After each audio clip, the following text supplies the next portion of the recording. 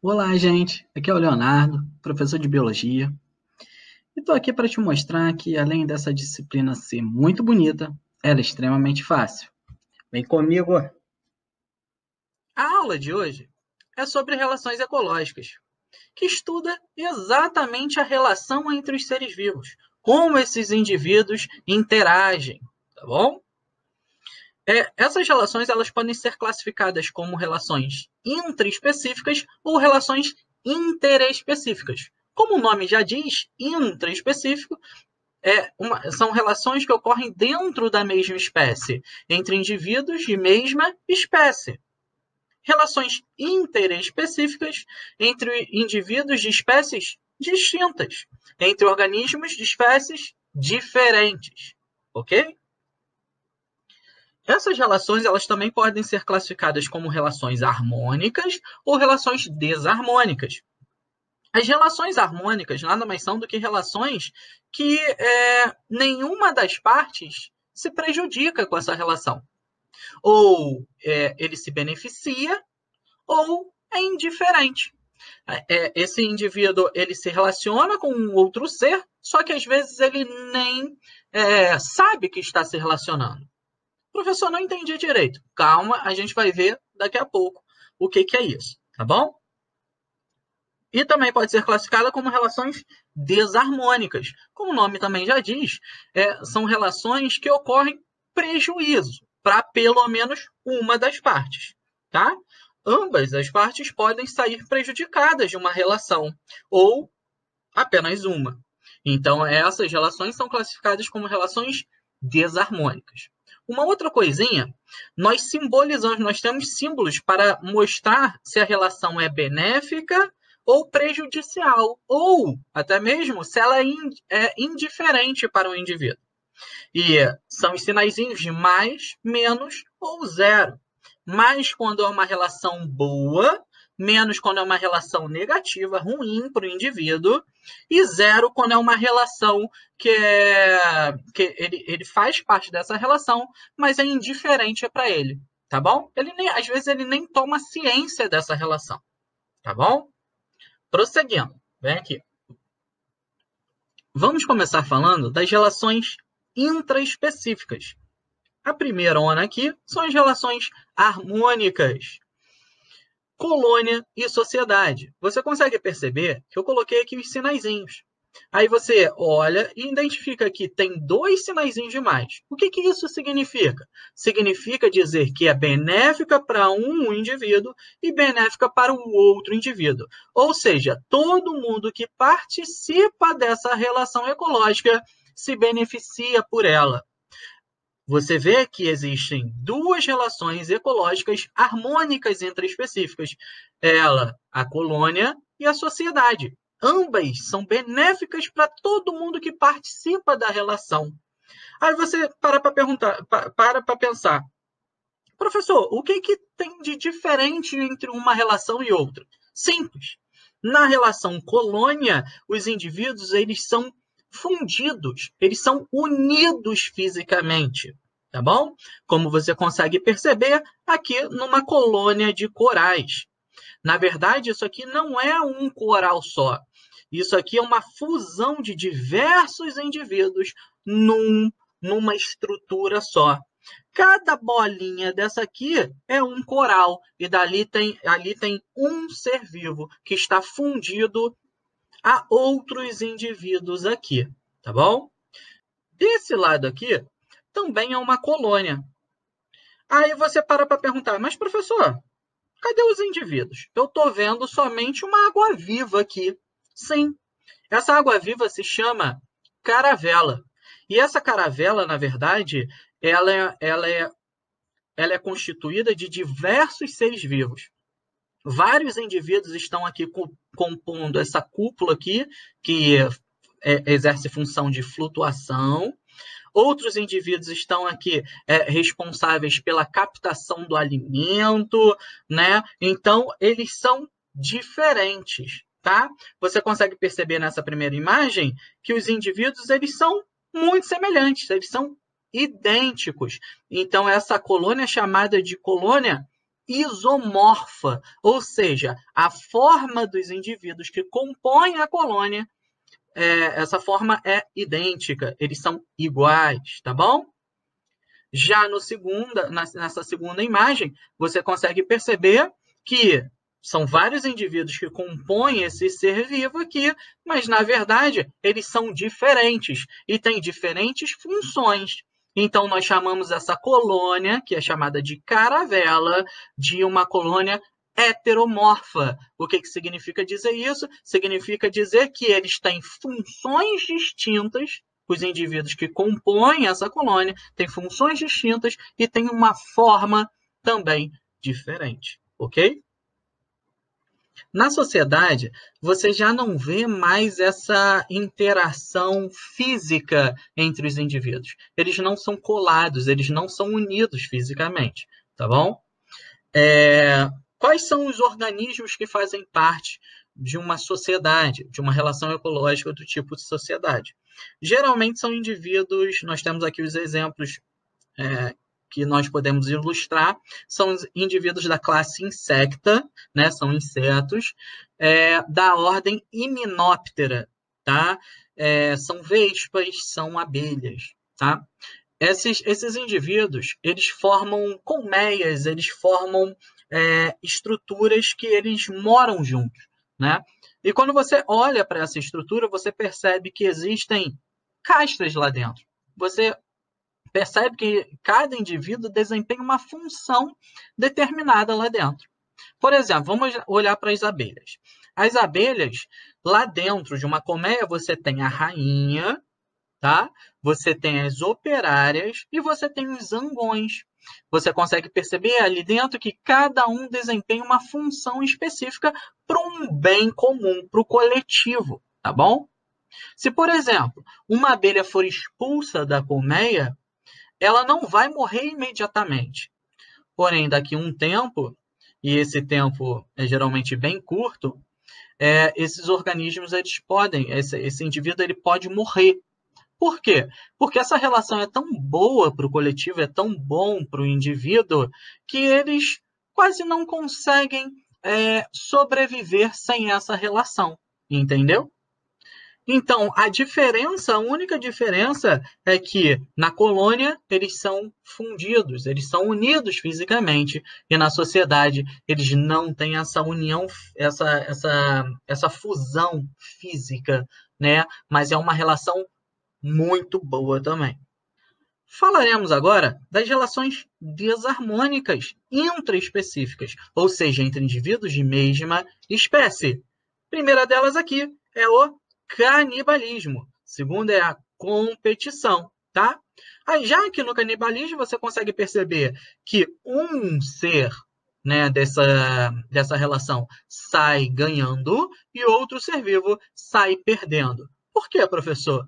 Porque um está comendo o outro, está devorando o outro. Nada mais é do que uma relação de presa e predador dentro da mesma espécie.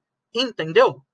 Aí você pensa a seguinte coisa: caramba, que negócio estranho. Sim, mas dentro do reino animal, por exemplo, o louva-a-Deus aqui, a fêmea do louva-a-Deus, ela é respectivamente maior do que um macho louva-a-Deus, tá? E no ato da cópula, quando eles estão copulando, quando está ocorrendo a reprodução desses indivíduos, a fêmea geralmente come o macho. Por quê? Porque são nutrientes muito importantes que ela precisa, né, para poder produzir os ovos. Então, para a ninhada dela, para ela produzir ovos saudáveis e em grande quantidade, ela precisa comer o macho. Você consegue perceber que, às vezes, né, uma relação ela pode ser negativa para um indivíduo que está participando dessa relação, mas para um coletivo da população ela não é. Por exemplo, nessa relação, para o coletivo é bom. Só por meio dessa relação que o louva-a-Deus fêmea consegue obter os nutrientes necessários para a produção de um ovo resistente, mais saudável. Entendeu? Então você consegue perceber que para o indivíduo que está morrendo, o macho, é ruim. Mas para um coletivo da espécie, da população dessa espécie, é bom, tá bom? Competição, tá? Aí você olha aqui para esses sinaizinhos e percebe que dentro de uma competição, ambos os indivíduos que participam da competição saem perdendo. Mas, professor, aí você pode parar para pensar a seguinte coisa. Mas, professor, por exemplo, se eu for competir com alguém e eu ganhar esse item da competição, eu vou sair ganhando, concorda? Não, não concordo. Por que eu não concordo? Perceba que, nesse exemplo, vamos supor, esses dois leões aqui, eles estão brigando, né, por um alimento, ou eles estão brigando por uma fêmea, tá? Competição dentro da mesma espécie pode ser por cópula, né, por reprodução, pode ser por hábitat, ou pode ser por alimento, tá? Então, você consegue perceber que tudo isso é nicho ecológico. Então, para ter competição, tem que ter conflito direto entre nichos ecológicos. Então, eles têm que misturar os nichos ecológicos.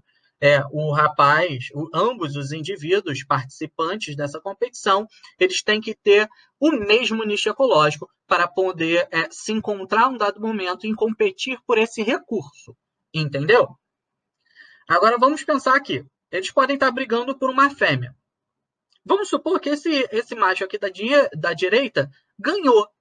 Ele ganhou essa competição. Ele conseguiu expulsar o macho da esquerda. Porém, o macho da direita ele foi gravemente ferido. Ele está com a pata quebrada. É um felino. Ele precisa da pata para correr, para predar, né, para correr atrás de uma presa, né, para poder comer. Sem a pata, né, obviamente ele vai morrer. Então você consegue perceber que mesmo ganhando a competição, ele perdeu?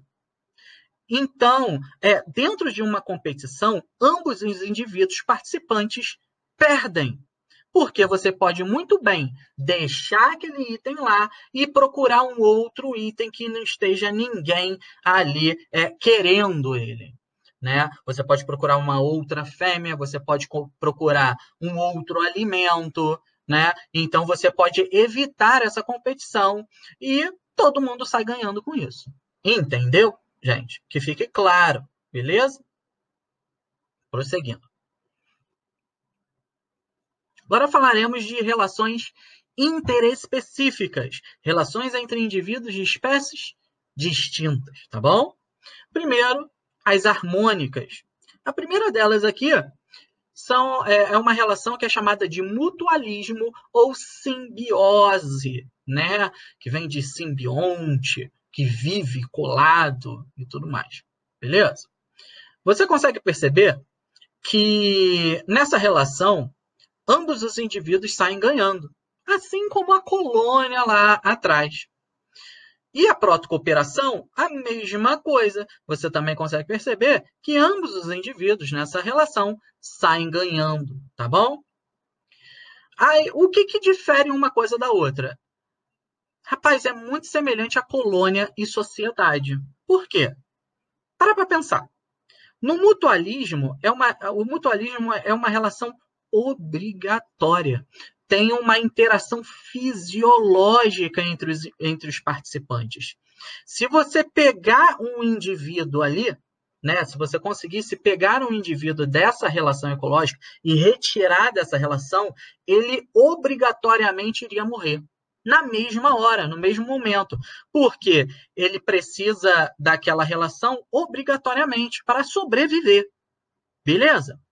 Já na protocooperação, ela não é obrigatória. É uma relação benéfica para ambos os participantes, porém, você consegue perceber o indivíduo vivendo sem a relação ecológica. Muito bem. Beleza?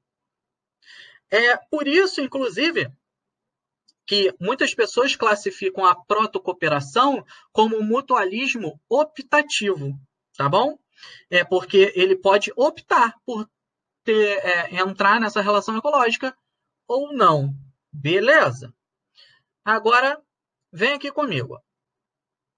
Essa primeira imagem aqui nada mais é do que um líquen. O líquen, ele é um organismo que ele é composto de dois seres vivos. Ele é composto por um fungo e por algas. Exatamente, algas. Aí você pensa a seguinte coisa, mas professor, alga não fica no mar, por exemplo, no rio e tudo mais? Sim, essa alga ela só consegue estar ali porque ela está interagindo diretamente ali com o fungo. O fungo, nessa relação, ele dá suporte para a alga e dá proteção, porque ele libera substâncias tóxicas ali. Então, esses indivíduos não podem ser predados, entendeu? Já o caso da alga, a alga ela é um organismo autotrófico, então ela produz comida para ambos os indivíduos. Então, uma interação benéfica para ambos e obrigatória, porque sem o fungo ali, a alga não conseguiria sobreviver. E sem a alga ali, o fungo também não conseguiria sobreviver, uma vez que ele só consegue obter o alimento que a alga produz. Entendeu? Percebeu a obrigatoriedade na relação? Show de bola? Então, se tem obrigatoriedade, é mutualismo. Se pode ser optativo, é protocooperação. Beleza? Também chamado como mutualismo optativo, tá? Segunda imagem. Jacaré aqui de bocona aberta e um passarinho lá dentro da boca desse jacaré. Aí você para pensar seguinte coisa, caramba, por que esse jacaré não dá uma bocada e come esse passarinho? Porque isso aqui é uma relação ecológica, que é benéfica para ambos os indivíduos. O que está acontecendo aqui? Presta atenção. O jacaré está tomando aquele banho de sol, né? Fica de boca aberta para conseguir absorver calor ali pela boca e tudo mais, tá bom? Lembrando que ele é um organismo ectotérmico, então ele precisa da temperatura externa para aumentar o seu calor, tá bom? Esse pássaro é chamado de pássaro palito, e ele tem esse nome exatamente por causa da função ecológica dele. Aqui no jacaré, ele fica pegando pedaços de carne que estão presos entre os dentes. Você consegue perceber que os dentes do jacaré são como se fossem todos caninos. E tem um espaço muito grande entre eles. Então, quando ele dá aquelas mordidas, né, que são bem potentes, pode ficar preso aqui um osso, uma carne entre o dente e tudo mais. E essa carne, esse osso, ele pode entrar em decomposição, né, um processo de putrefação, e pode causar uma infecção na gengiva desse animal. Essa infecção são bactérias que estão se proliferando ali, já que a gengiva é bem vascularizada, essas bactérias elas podem permear o tecido, podem infectar o tecido e podem ir direto para a corrente sanguínea, causando uma infecção no sangue desse animal. Ele pode morrer por causa de uma infecção na boca, entendeu? Então, já percebe como essa relação é interessante, tá? Já esse pássaro, qual é a função dele ali? Ele fica ali retirando esses pedaços de carne que estão entre os dentes do jacaré, que estão ali incomodando, que já podem estar até tendo um processo de putrefação. Então, é bom para o jacaré porque ele evita uma infecção ali no dente, na boca, né? Então, ele promove ali uma limpeza, né, bucal. Já é bom para o pássaro palito porque ele obtém alimento de graça, quase que de graça ali. Aqui é como se fosse um prato de refeição, né? Ali ele vai obter muito alimento, né? E o jacaré vai permitir isso. Beleza, gente? Tá? Você consegue observar várias outras relações de protocooperação. Poderia dar uma aula somente de protocooperação. Tá? Existem organismos, por exemplo, que são outros pássaros, que retiram parasitas de outros animais. Então, eles pousam assim no dorso desse animal e ficam retirando parasitas que estão incomodando, que estão sugando o sangue desse animal. Então, você consegue perceber que é bom para ambos os indivíduos, uma vez que um está obtendo alimento, ali, retirando aqueles parasitas, e o outro ele está sendo limpo. Né? Então, ele está retirando aquele incômodo, né, que o parasita está causando nele. Beleza? Show de bola? Existem várias outras relações. Em outro momento, a gente fala sobre elas, tá bom? Prosseguindo aqui, comensalismo. E é a primeira vez que você está vendo o sinalzinho de zero, que é um sinalzinho de indiferença. Tanto faz como tanto fez para esse indivíduo. O que é essa relação, professor? Uma relação chamada de comensalismo. É uma relação que leva em consideração restos alimentares.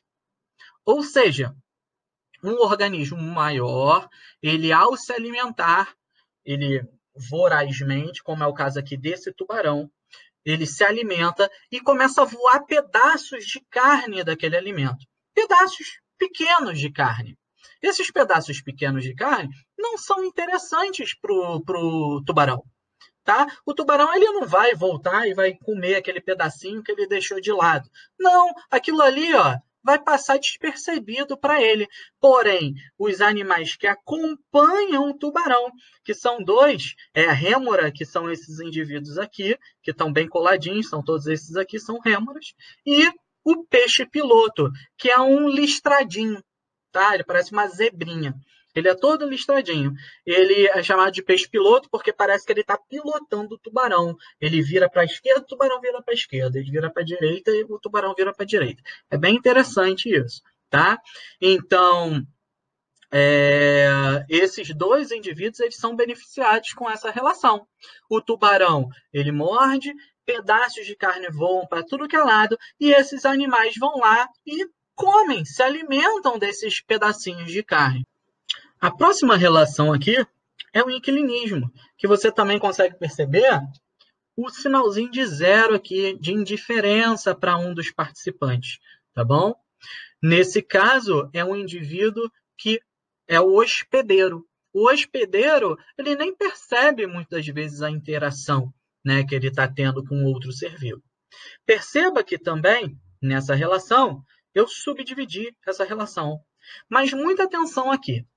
O inquilinismo, né, quando você classifica uma relação como inquilinismo, ele leva em consideração que um organismo mora dentro de outro ser vivo. Por exemplo, você tem um nó numa árvore, você tem uma cavidade numa árvore e um esquilinho mora lá dentro dessa cavidade.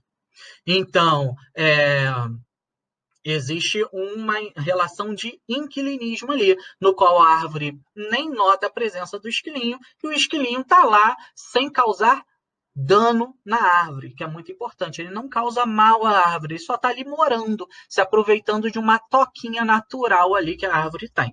Entendeu? Beleza? O epifitismo e o epizoísmo são inclinismos especiais, tá bom? O epifitismo ele leva em consideração uma planta morando em outra planta. Nós temos duas plantas epífitas que ilustram aí os cadernos, os livros didáticos aí, tá? São elas, a bromélia e a orquídea. Você vê bromélias penduradas nos galhos das árvores e elas estão sobre a outra. Eles estão em cima da outra.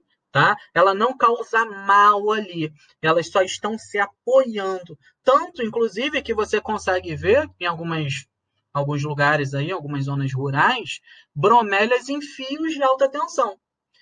A bromélia tanto não causa mal para a planta que ela fica em fio de alta tensão, né, na rua. Então, ela não está obtendo recurso nenhum daquele fio. Ela tem uma característica, né, especial que faz com que ela obtenha água e sais minerais ali do ambiente, tá bom? Então, do ar atmosférico, beleza? Epizoísmo, zoísmo, aonde você vai para ver um animal? No zoológico. Então, o epizoísmo, ele leva em consideração uma interação entre dois indivíduos animais, no qual um indivíduo tanto faz como tanto fez, que é o hospedeiro, e um inquilino, no caso, é um outro animal também. Nós temos o exemplo de craca são crustáceos, sésseis, que eles são fixos, eles formam uma concha, essa concha fica presa, né, em estruturas. Pode ficar presas em rochas e tudo mais. Mas é muito, muito legal para esse indivíduo que ele se prenda numa baleia, por exemplo. Por quê? Porque esse indivíduo é fixo. Quando ele é fixo, ele só fica pegando os recursos, ele só fica filtrando a água daquela região específica.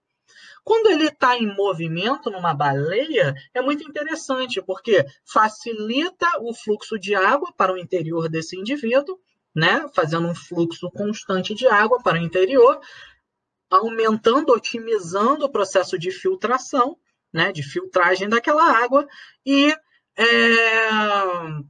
ele consegue ir em outros nichos ecológicos, eles conseguem ir em outros hábitats, né, em outras regiões. Isso é muito interessante para ele. Então, lembrando, a baleia nem percebe a presença da craca.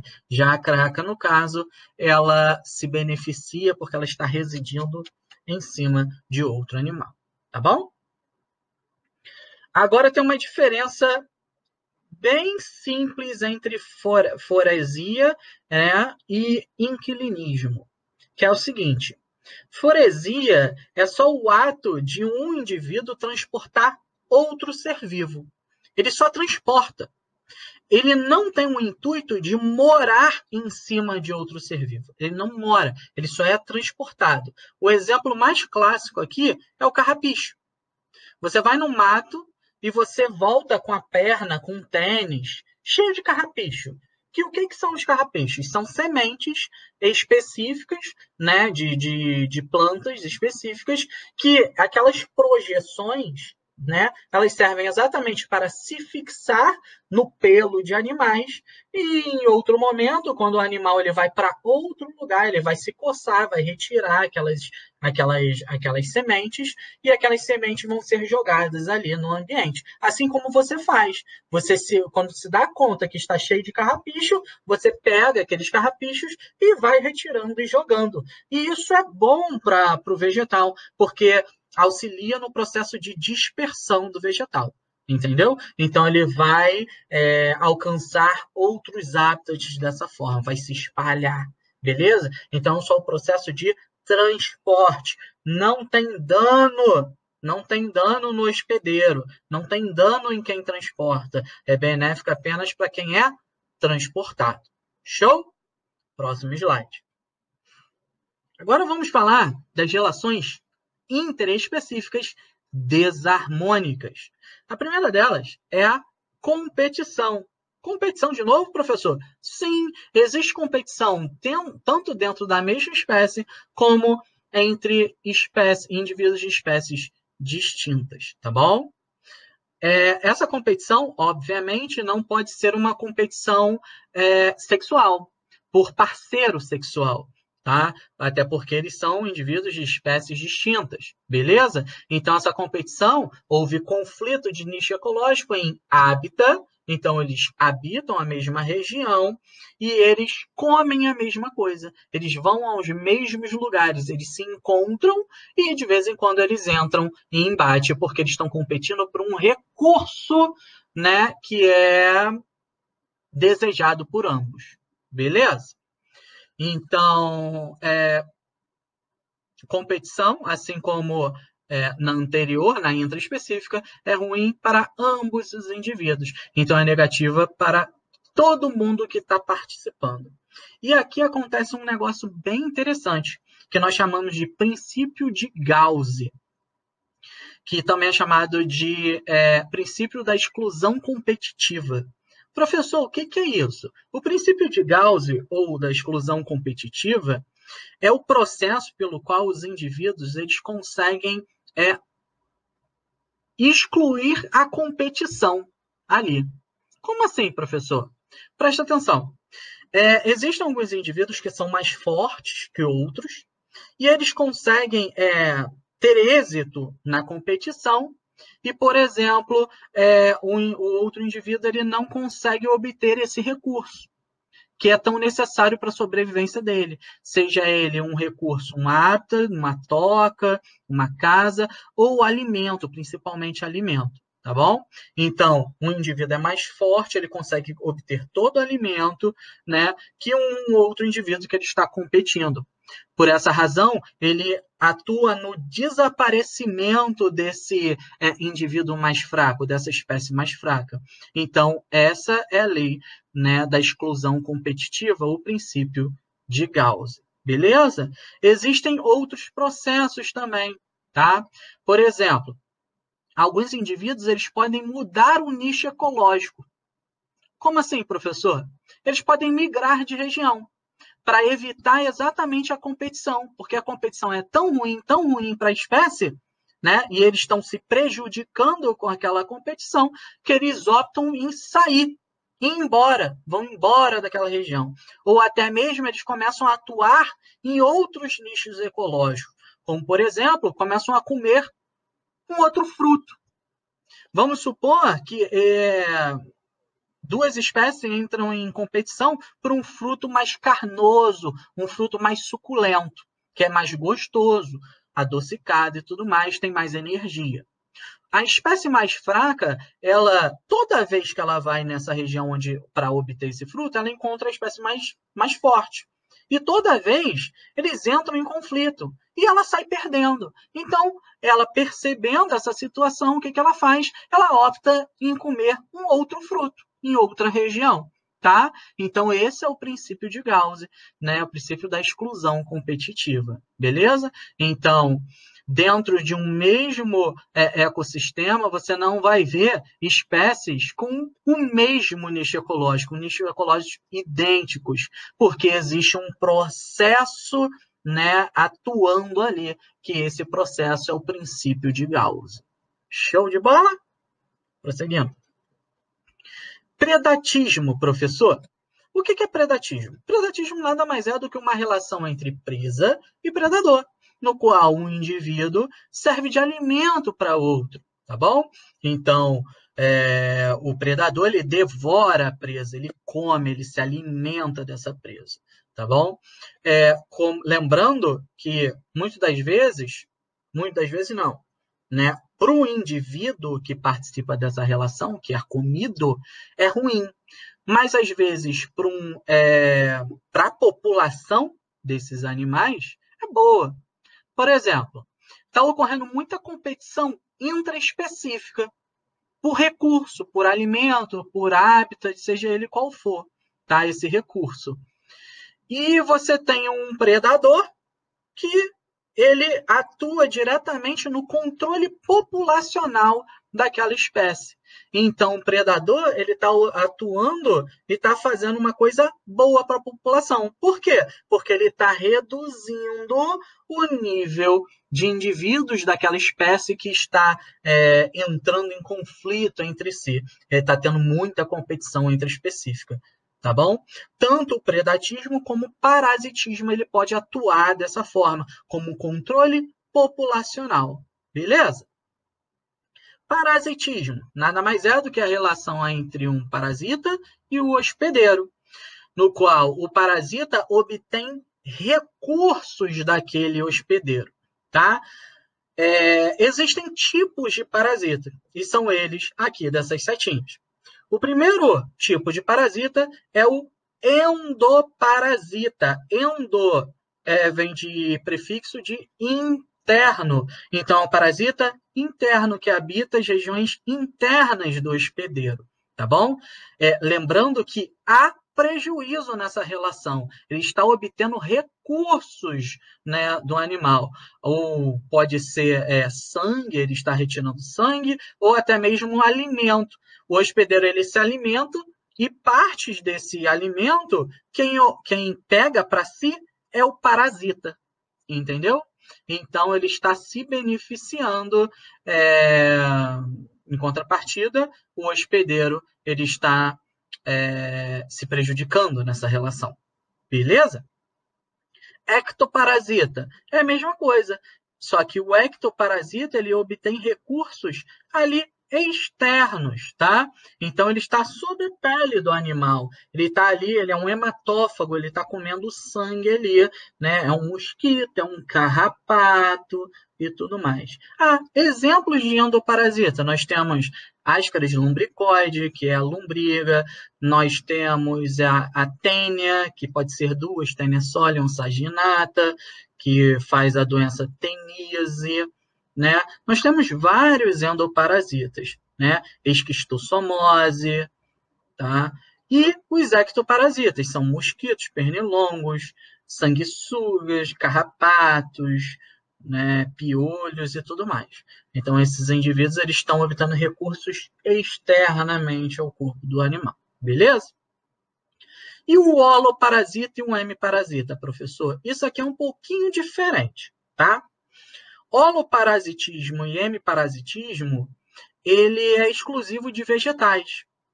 Existem vegetais que eles são parasitas por inteiro ou parasitas semiparasitas. Não, eles não são considerados um parasita por inteiro. Como assim, professor? Não entendi. Preste atenção. Antes de explicar isso, eu tenho que lembrar a vocês que dentro de um vegetal existem dois vasos condutores de seiva. São eles, o floema e um xilema. O xilema, mais internamente localizado, ele transporta seiva mineral, também chamada de seiva bruta. Ele pega os recursos do solo, água e sais minerais, e leva em direção à folha, porque a folha precisa de água e sais minerais ali. Tá? Todo aquele tecido. Já o floema, ele fica mais externamente localizado e ele transporta seiva elaborada, que nada mais é do que comida, açúcar, carboidrato, tá bom? Então, isso é a produção da fotossíntese, é o produto da fotossíntese. Então, que é produzido lá na folha do vegetal, né? E ele é transportado em direção as raízes. Então, xilema sobe, floema desce, beleza? Levando isso em consideração, vamos falar de holoparasitismo ou hemiparasitismo. O holoparasitismo, o vegetal, ele não faz fotossíntese. Ele é um parasita por inteiro. Então, que recurso, que seiva esse vegetal ele obtém, né, do hospedeiro, nesse caso? A seiva elaborada. Se ele não precisa fazer fotossíntese, significa dizer que ele já está obtendo alimento ali. Então, se ele já está obtendo alimento, né, na seiva elaborada, ali no floema, ele não precisa fazer fotossíntese. Esse indivíduo, inclusive, ele não é verde, ele é amarronzado, tá bom? E existe também o hemiparasita. O hemiparasita, ele é um parasita pela metade. Por quê? Como assim? Ele utiliza o vegetal como se fosse um suporte. Ele perfura as camadas do tecido do vegetal e chega até lá o xilema desse vegetal. No xilema, ele vai obter que recurso? A seiva mineral. Veja bem, a seiva mineral, não elaborada. Então, ele precisa fazer fotossíntese. O hemiparasita tem folhas, ele é verde e tudo mais, porque ele faz fotossíntese, tá bom? Obviamente, você consegue perceber qual dos dois parasitas é mais danoso para o vegetal, o holoparasita ou o hemiparasita? O holoparasita, obviamente. O holoparasita está obtendo um recurso que o vegetal ele já gastou muita energia para produzir, né, que é a comida. O hemiparasita está obtendo um recurso que acabou de ser absorvido do solo, tá? Que é seiva mineral, água e sais minerais. Entendeu? Outra coisa interessante para falar para vocês é o parasitoidismo. O parasitoidismo é um tipo de parasitismo. Só que, obrigatoriamente, o parasitoide, né, que faz parte dessa relação do parasitoidismo, o parasitoide, obrigatoriamente, ao final da relação, ele causa a morte do hospedeiro. Tá bom? Nós temos um exemplo de uma vespa que ela tem essa relação de parasitoide com outros artrópodes, outros insetos, que é o seguinte: a fêmea, quando fértil, né, ela vai botar ovos, ela coloca os ovos no interior, ela perfura a carcaça de outros insetos, coloca os ovos no interior desses insetos, tá? De um besouro, de uma abelha, seja ela qual for esse inseto, ele coloca no interior os ovos eclodem, são as larvinhas começam a comer esse indivíduo, esse hospedeiro, começam a obter os recursos dali, esse hospedeiro obviamente morre, e depois eles viram, né, uma vespa adulta, entendeu? Então você consegue perceber que nessa relação ocorre a morte do hospedeiro, tá? No parasitismo, a intenção não é a morte do hospedeiro. O parasita não tem a intenção de matar o hospedeiro, uma vez que, por exemplo, um endoparasita, se o hospedeiro morrer, ele vai morrer. Então é desinteressante para ele. Pode até acontecer dele matar o hospedeiro, mas não uma coisa que ele quer, que ele precise. Não, pelo contrário. Se ele mata o hospedeiro, ele vai morrer também. Entendeu? Outra relação aqui é o amensalismo. O amensalismo, ou também chamado de antibiose. Como o nome já diz, antibiose é antivida, né? Então, organismos que fazem, né, que participam do amensalismo, que é o rapaz aqui que é 0, ele produz substâncias tóxicas. Ele não, às vezes ele nem quer produzir essa substância tóxica. É apenas um metabólito dele. Ele, através da atividade metabólica dele, ele produz uma substância que é tóxica para outros indivíduos. Aqui é um fungo que é chamado de fungo penicillium, né, que é o cara que produz a penicilina, que é o antibiótico mais potente, né, que existe. E essa estrutura aqui mais bege, amareladinha, né, são bactérias. É uma cultura bacteriana. Você consegue perceber que em volta do penicillium, desse fungo, existe um raio, no qual você não vê nada. O que está acontecendo ali? O penicillium está liberando penicilina ali naquele ambiente, que está matando e está evitando também o crescimento de bactérias nessa região. Então, você não consegue observar bactérias ao redor do penicillium, somente depois de um raio, depois de uma distância grande. Entendeu? Então, também, isso aqui é uma interação de amensalismo. Ficou claro? Esclavagismo, última relação ecológica dessa aula, tá? Esclavagismo ou sinfilia, tá? Esclavagismo, como o nome diz, ele lembra um pouco escravidão, exatamente, tá? Quando o indivíduo se beneficia explorando um outro ser vivo, o trabalho dele ou uma coisa que ele produz, beleza? Nós temos o exemplo aqui das formiguinhas. As formigas e os pulgões. Nós chamamos pulgões de cochonilha, né? Que eles são parasitas de vegetais. O que as cochonilhas fazem, os pulgões fazem?